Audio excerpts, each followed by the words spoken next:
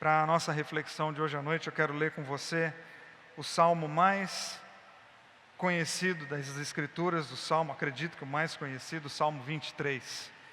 Quero ler com você todo o Salmo 23, um texto que até quem não frequenta a igreja, ele atravessa, as paredes da igreja, atravessa as paredes da religião, pelo menos o primeiro versículo, nas versões mais clássicas da Bíblia, o Senhor é o meu pastor e nada me faltará, é um texto que vai para além do mundo religioso.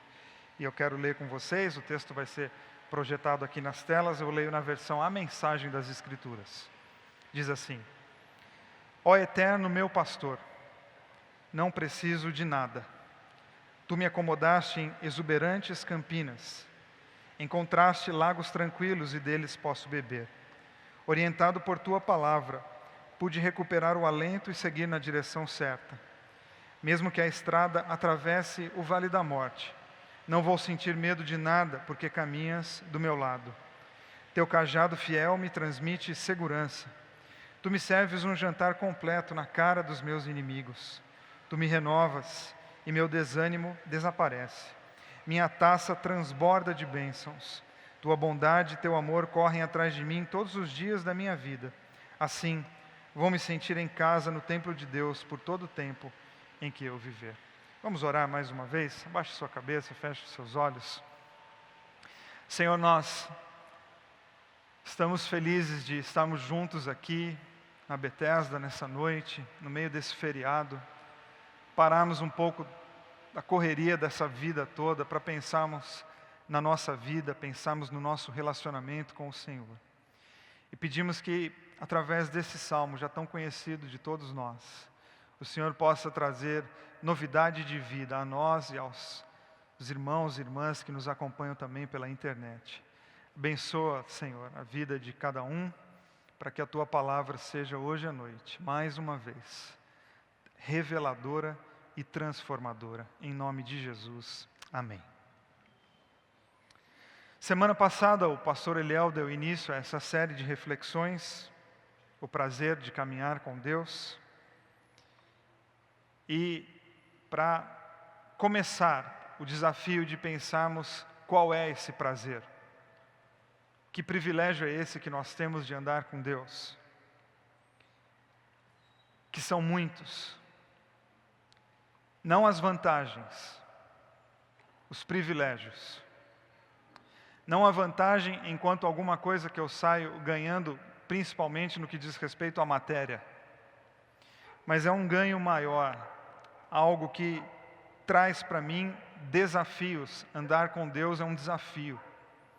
Deus me desafia a viver uma vida diferente daquela que talvez a maioria das pessoas esteja vivendo. Deus me chama a viver com propósitos. Com vários, não precisa ser só um, a vida é complexa demais para um propósito só. São vários propósitos. O prazer de caminhar com Deus gera em mim, ou traz para mim, responsabilidades diante das grandes questões e das grandes perguntas da vida. E ter desafio, propósito, sentido de vida e responsabilidade é muito lindo, intenso. Dentre as questões que eu gosto de pensar sobre essa estrada que temos com o Senhor, porque é uma estrada, é um processo longo, é para a vida toda, é que Deus nos dá o privilégio da desilusão. E eu já falei muito sobre isso aqui na Betesda, e vira e mexe, quando eu falo, eu recebo às vezes alguma mensagem, um questionamento no final do culto, como assim o benefício da desilusão? Sim, eu acredito que Deus faz isso em nós, e isso é muito bom. Deus nos desilude para que nós possamos caminhar. E é sempre estranho pensar que a desilusão é bom. Mas a desilusão é o contrário da ilusão. E aí você já tem que escolher se você quer viver iludido ou desiludido. E acredito que o reino de Deus, ele nos convida a colocar as nossas ilusões de lado, porque ilusões são enganos. Há quem possa dizer, não, mas é melhor uma certa ilusãozinha, porque a pessoa vai vivendo e ela nem está sabendo o que está acontecendo. Não, ela não está sabendo agora, mas daqui a pouco ela vai saber. A não ser, com todo respeito, que ela morra. Que ela não estava sabendo mesmo, morreu e nem ficou sabendo. Não, mas enquanto eu tenho projeto de vida, nenhum tipo de ilusão é bom. E a desilusão é bom? Não, bom no sentido de ser gostoso? Não, não é. Mas é só a partir da desilusão que eu consigo viver uma vida nova. É só a partir da desilusão que eu consigo entrar num processo de transformação de vida. É só a partir da desilusão, talvez, da sua vida religiosa, que você consiga ter um novo relacionamento com Deus. Porque você pode dizer, eu fui iludido, eu fui enganado na minha trilha religiosa, falaram para mim coisas a respeito de Deus, e agora que eu já tenho 10, 15 anos de vida com Deus, aquilo que me foi dito no dia da minha conversão nunca aconteceu. Então eu fui enganado? Pode ser. Lamento, mas pode ser. Então eu passei algum tempo iludido? Pode ser. Infelizmente, pode ser.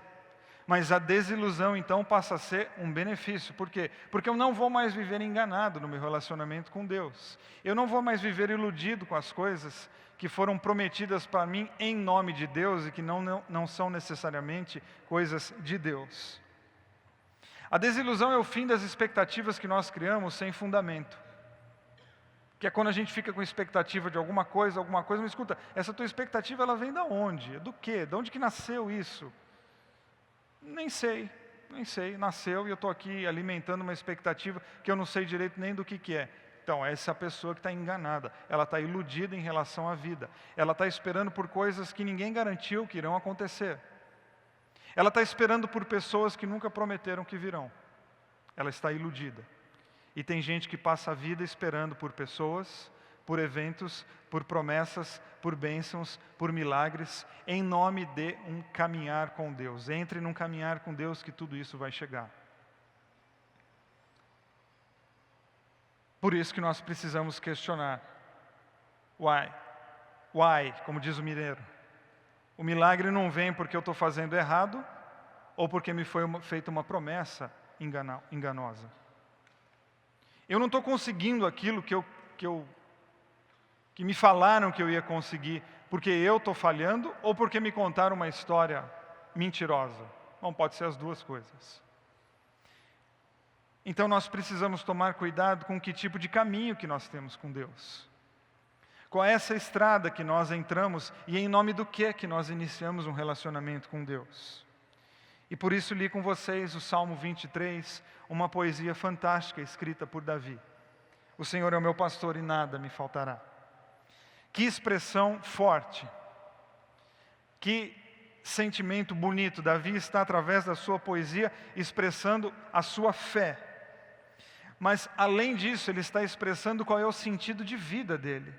E, além disso, ele está mostrando como que ele pretende viver com todos os elementos que a vida oferece.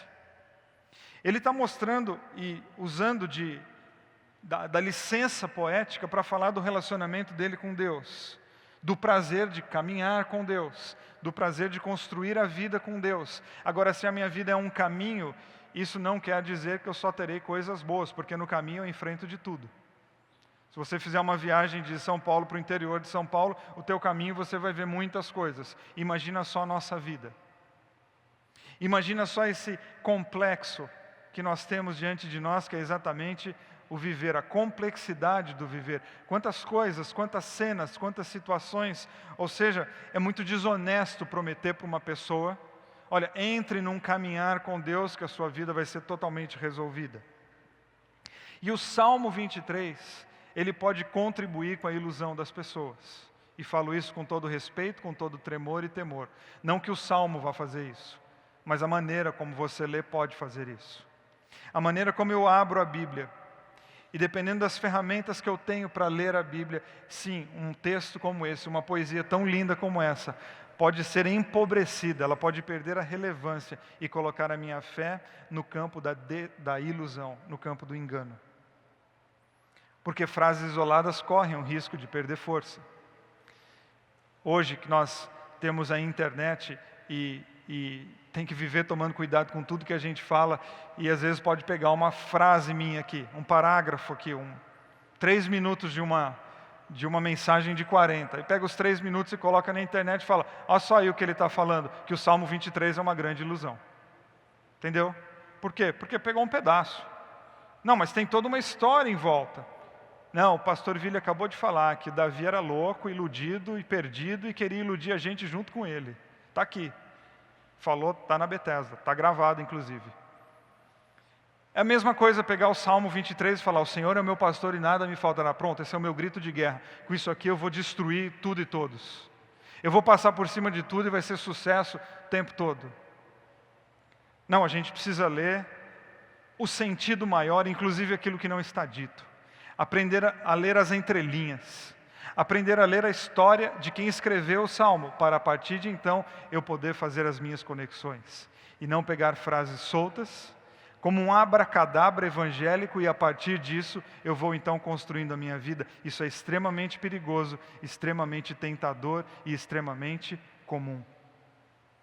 O Senhor é meu pastor não é um grito de guerra, não é um segredo, não é um amontoado de palavras mágicas que vão trazer benefícios magicamente para a tua vida. Não, é o testemunho de uma caminhada. É o testemunho de um homem que viveu as mais variadas situações e então ele entrega a Deus o coração e ele revela que tipo de vida que ele quer ter e que tipo de caminho que ele quer caminhar. E eu faço para você uma pergunta, um exercício espiritual. O que mais chama a tua atenção num salmo como esse? Você não precisa me responder, você só precisa responder a você mesmo. Acredito que para a maioria das pessoas o que mais chama a atenção é nada me faltará. Porque aí é bom demais, não é não? Porque falta coisa na nossa vida em tudo que é canto. Aí você lê um salmo que diz, o Senhor é o meu pastor e nada me faltará, você já diz, está aqui. Esse aqui não é top 5, esse aqui é top 1 da minha vida. Porque nada me faltará. Ora, mas se nada me faltará é aquilo que chama a sua atenção, é porque a sua espiritualidade está precisando de um reajuste. Porque a beleza do salmo não está no nada me faltará, a beleza no salmo está em quem Deus é quando as coisas me faltam. Qual é a importância de Deus na minha história de vida quando chega o tempo da escassez, porque o tempo da escassez bate na porta de todos nós. O que significa dizer, o Senhor é o meu pastor? Talvez você já leu e já cantou, porque nós temos várias músicas com esse texto, com esse salmo da Bíblia. O que significa para você isso? O que significa no teu projeto de vida e na tua espiritualidade dizer, o Senhor é o meu pastor? O que essa poesia toca em você? Qual é o significado real? Qual é em termos práticos, da segunda-feira, no teu casamento, nos seus projetos de trabalho? O que significa dizer o Senhor é o meu pastor? Bom, Davi está dizendo que Ele é o Senhor, ou seja, é Deus quem diz, não é Davi. Davi começa o Salmo 23 falando de submissão. Ele começa o Salmo 23 se curvando. Ele começa o Salmo 23 colocando os seus projetos de vida de lado e se curvando diante de Deus, porque Ele é Senhor. Ou seja, nós não damos ordens a Deus. Nós não falamos para Deus como é que tem que ser. Nós não dizemos para Deus qual é o caminho. Não, nós escutamos a voz do bom pastor para que nós saibamos qual é o caminho. Nós não falamos para Deus quais sonhos que Ele precisa realizar na nossa vida. Não, nós submetemos os nossos sonhos a Deus para ver se os nossos sonhos têm a ver com os valores do reino de Deus. Caso contrário, eu cancelo o sonho. Caso contrário, eu deixo de viver aquilo que eu estava planejando. Quando eu oro reconhecendo que Deus é o meu pastor e que Ele também é o meu Senhor, eu estou dizendo que durante todo o percurso da minha vida, eu vou fazer de tudo para tentar entender e escutar a voz do pastor. E depois de escutar a voz, eu vou obedecer. Porque uma coisa é eu escutar, ok. A outra coisa é eu ir lá e fazer aquilo que o bom pastor está dizendo que eu faça.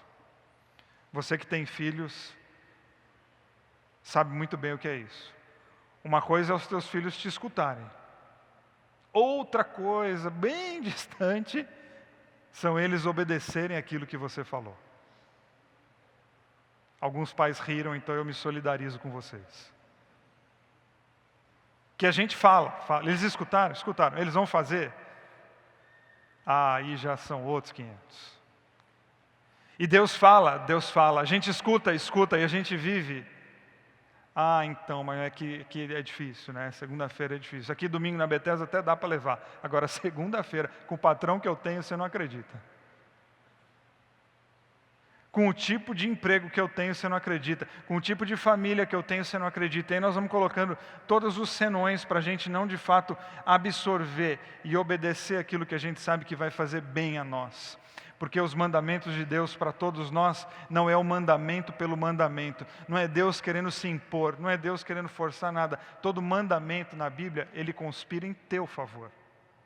A palavra mandamento, inclusive, é tão pesada, eu nem gosto muito dela, mas temos mandamentos a serem obedecidos. E eles são obedecidos por quê?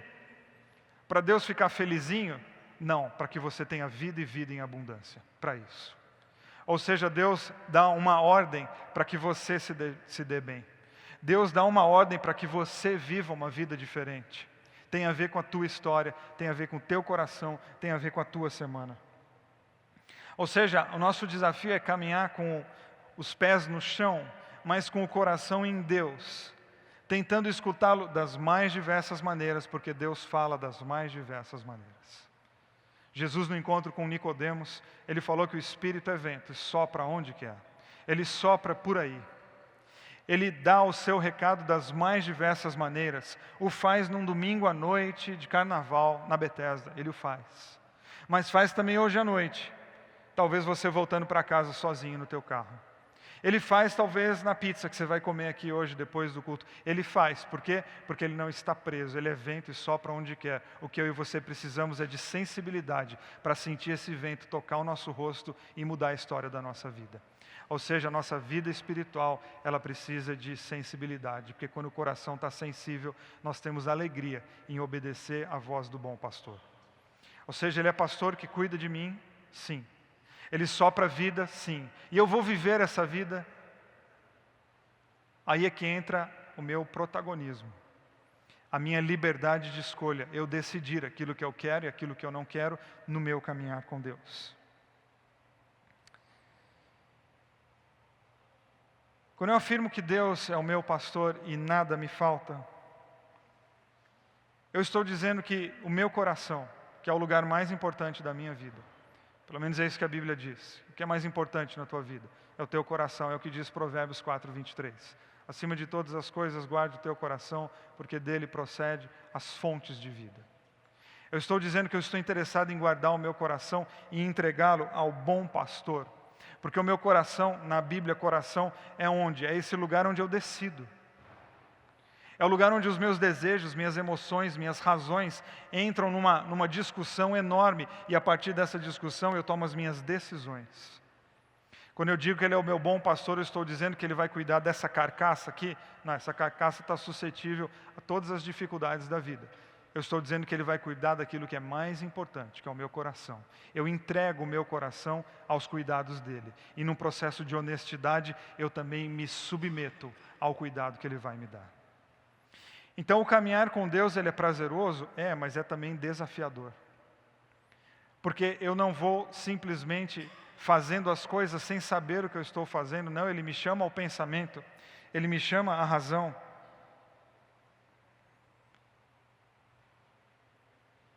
E me chama a esse desafio de nós submetermos os nossos desejos e planos à voz de Deus. E essa frase dita assim, num púlpito de uma igreja, ela é tão comum, tão fácil de qualquer pastor dizer que eu preciso submeter os meus planos e sonhos à vontade de Deus. Ou como cantamos aqui, reina em mim, reina sobre os sonhos meus. Agora você já parou para pensar no que é isso? Você já parou para pensar na seriedade que é isso? Porque com isso você está dizendo que no seu caminhar, você está disposto a abrir mão de coisas que você queria muito, porque você percebeu que elas são danosas, sem deixar de ser gostosas. E isso é super desafiador. Eu vou repetir. Você fez planos para o seu ano de 2018. E nessas conversas tuas com Deus, Deus soprou alguma coisa dentro de você e você sentiu que esse plano que você fez para esse ano vai dar ruim, como diz o outro. Ele vai dar ruim mesmo sendo prazeroso. E quando eu submeto a minha vida à voz de Deus, o que é que eu estou dizendo? Que eu vou abrir mão desse prazer, porque a minha vida tem um sentido maior. Ou seja, é complexo, desafiador. Mas a questão é que lá na frente, pode essa decisão de abrir mão dos meus planos, porque eu entendi que os planos de Deus são outros, porque as ideias de Deus são outras, isso pode fazer toda a diferença no final do meu dia, no final da minha semana, no final do meu ano e no final da história da minha vida. Porque o que é a história que eu vou deixar, o que é o meu legado, senão o acúmulo das decisões que eu tomo, senão o acúmulo dos desejos que eu realizo e daqueles que eu mato, porque eles podem parecer extremamente prazerosos, mas, como diz Provérbios, há caminho para nós que parecem ser maravilhosos, mas o final é caminho de morte. Quando eu digo o Senhor é o meu pastor, eu estou dizendo que eu vou abrir mão de coisas prazerosas, tendo em vista que a longo prazo elas serão destruidoras. Assim como eu estou dizendo que eu estou mudando de uma fé utilitarista para uma fé relacional. O que é isso? Eu não estou com Deus pelo que Ele faz, mas por quem Ele é. Ah não, Vila, esse negócio aí está muito difícil. Mas a gente cantou aqui com o pessoal do louvor de uma maneira linda, agora há pouco, vocês perceberam? O que nós cantamos? Que a minha fé não está atrelada às coisas que Ele faz. Se a doença vier, Ele é Deus. Se as coisas derem errado, Ele continua sendo Deus. E a minha fé não está atrelada às ações desse Deus, a minha fé está atrelada a quem Deus é. Então, quando nós cantamos, a gente precisa pensar, poxa, eu estou cantando, mas cantar é uma maneira de orar, e eu estou dizendo que eu não quero mais uma fé utilitarista, eu estou dando um salto de maturidade para uma fé relacional. Eu estou deixando de escutar que o Senhor é meu pastor e nada me faltará, achando que isso é garantia de vaga de estacionamento em shopping na época do Natal. Eu estou deixando de achar que isso aí é para Deus magicamente pagar a fatura do meu cartão de crédito. Não, a minha fé não é utilitarista, ela é relacional. Deus não altera a minha fatura de cartão de crédito, Deus altera o meu coração para eu não gastar além do que eu devo, é outra coisa. Deus muda a minha maneira de consumir, não é que Ele fica pagando minhas contas. Ou seja, quando eu assumo que Ele é meu pastor, eu estou dizendo que a minha vida está submetida à voz dEle, eu não estou mais vivendo à deriva, deixa a vida me levar, como diz o samba, e nem tomando decisões baseadas no meu coração, que por muitas vezes é um coração enganoso. Não, eu tenho um pastor. E o significado do pastor é aquele que cuida. Se ele é aquele que cuida, eu preciso sensibilizar o meu coração para escutar aquilo que ele está dizendo. Agora não esqueça que por vezes a voz de Deus é bastante sutil. Não tem trio elétrico gritando para você escutar. Não, por vezes ela é como uma brisa suave. Por vezes ela é como a voz do teu filho em casa, dizendo que você não cumpriu o que você prometeu. É Deus lidando com a tua indiferença.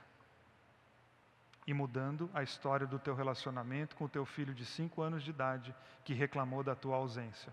Sim, Deus fala através das crianças. E como fala? O que nós precisamos? Entender que Ele é vento e sopra onde quer e vira e mexe durante todo o tempo.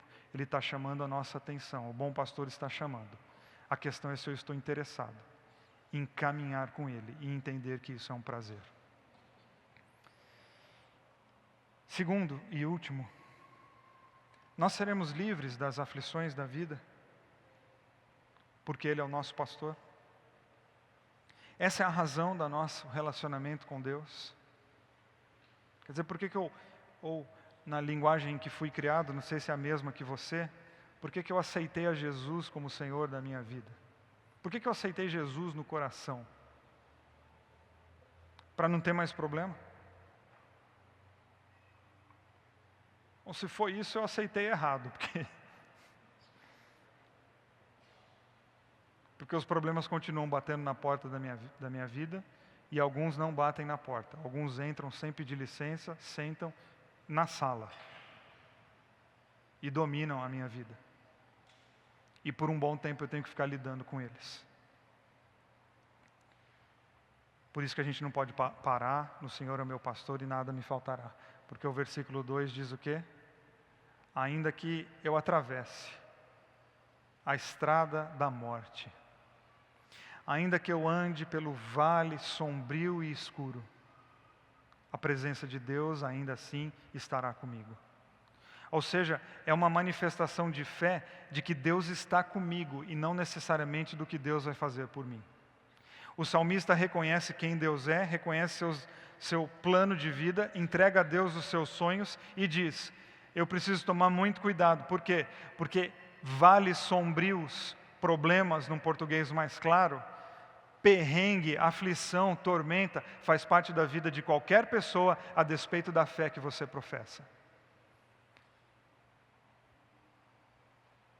Exatamente para que a religião não seja a patrocinadora das tuas ilusões. O Salmo 23, ele destrói essa ideia de que a religião é uma bolha protetora. Destrói, dizendo, o vale da sombra da morte existe para todos nós. E eu falei um pouco sobre isso hoje no culto da manhã. Essa fé que blinda, ela é uma ilusão, ela não existe. Os cristãos ficam doentes igual os outros de outras religiões e igual aos ateus. Os cristãos vão à falência. Nós temos pessoas aqui que enfrentaram falências financeiras. Cristãos. Pneu de carro de crente fura também. Pneu fura não é porque você é crente. Pneu fura porque se passou num prego ou porque está careca. Tem que trocar. Os filhos dão trabalho também. Filho de cristão que usa droga também, faz parte da vida, é vale da sombra da morte. É aquele período em que nós não entendemos o que está acontecendo e não conseguimos ver muitas saídas. O salmista está falando sobre isso. O mesmo salmista que falou que o Senhor é meu pastor e nada me faltará, também está dizendo que problema faz parte da vida. E caso você não goste de Davi falando isso, Jesus deixou isso bastante claro. No mundo vocês terão muitas aflições. Poxa, aí foi Jesus, se você não gostou, você vai ter que se resolver com ele. Que agora já tem Davi e Jesus para você argumentar. Se com Davi você dava conta, acho que com Jesus não vai dar. Com aquele que foi humilhado, traído e morto numa cruz, não dá para falar que na vida não tem problema. Ou seja, essa fé que promete proteção o tempo todo, ela é um grande engano, uma grande ilusão. E talvez você caiu nesse engano e nessa ilusão. Que pena, totalmente possível. Mas não é por isso que você tem que deixar de acreditar que Ele continua sendo o bom pastor. Porque a despeito daquilo que podem falar de Deus ou em nome de Deus, Ele continua sendo aquele que Ele sempre foi. O Deus que nos ama e nos amará para sempre. O nosso bom pastor, que cuida de nós nos dias mais difíceis, nos momentos mais complicados da nossa vida. Dizer que Ele é o meu bom pastor quer dizer que no dia do vale da sombra da morte, eu não estou sozinho. Podem meus amigos me largar, pode minha mulher me largar, pode os meus filhos me largar, eu continuo um Deus, continuo ao lado de um Deus, interessado em viver as fases complicadas da minha vida. Ou seja, se dias difíceis fazem parte da vida, que eles sejam vividos, com a gente trazendo a memória, lembrando o tempo todo, que Deus é por nós. E se Deus é por nós, quem será contra nós? Nós precisamos disso, não como frase de efeito, mas como atualização da nossa fé, para que os dias difíceis sejam de fato dias produtivos, dias de crescimento. E aí então nós podemos dizer, eu passei por momentos bem complicados na minha vida, mas eu tive um prazer, eu passei de mãos dadas com Deus. Você pode enfrentar os seus dias complicados negando, dizendo frase de efeito, usando versículo fora de contexto. Pode, é uma opção. Mas você pode passar também de olhos bem abertos, sabendo que a proposta cristã é exatamente abrir os teus olhos, para que você enfrente tudo aquilo que você precisa enfrentar, sem jamais esquecer que nós temos um bom pastor e que porque temos um pastor, nada nos falta. A proposta do reino não é resolver tua vida. A proposta do reino não é ajustar o teu caminho, mas é propor valores para que você enfrente qualquer caminho. A proposta do reino não é resolver todos os problemas da tua vida. A proposta do reino é te dar ideias, forças, princípios para você enfrentar todos os problemas da tua vida. Resolver, não necessariamente. Enfrentar. A fé cristã é uma fé de enfrentamento, uma fé de resistência. E algumas pessoas talvez vão passar a vida e vão morrer e não vão resolver aquele problema. E onde está o testemunho delas? No enfrentamento e na resistência. Passaram a vida lutando. Venceram? O problema em si não, mas a vida foi vencedora. Por quê? Porque não permitiram e não se submeteram ao vale da sombra da morte. Elas se entregaram ao bom pastor. E isso faz toda a diferença na maneira como nós vivemos. Onde está o prazer de andar com Deus, então, Vili? Está no fato de que Deus quer andar com a gente. E esse deveria ser a nossa maior alegria. Qual é o prazer? O prazer é que Deus quer. Você já pensou que Deus quer? Porque a gente pode dizer assim, eu quero andar com Deus. Pois agora você tem que ouvir o contrário. Deus quer andar com você. Esse é o prazer. E não tem como ter prazer maior que esse. De imaginar um Deus grande como o nosso, poderoso como o nosso, sábio como o nosso, com todas as virtudes como Deus. Sim, Ele está interessado em trilhar, em construir a vida de mãos dadas com você. Quem vive assim, pode enfrentar lutas, dores, mortes, doenças, mas vai poder chegar no final do dia, no final da semana, no final da vida e dizer: nada me faltou, porque em todas as minhas lutas, o bom pastor esteve comigo. Amém? Fique em pé, eu quero orar com você.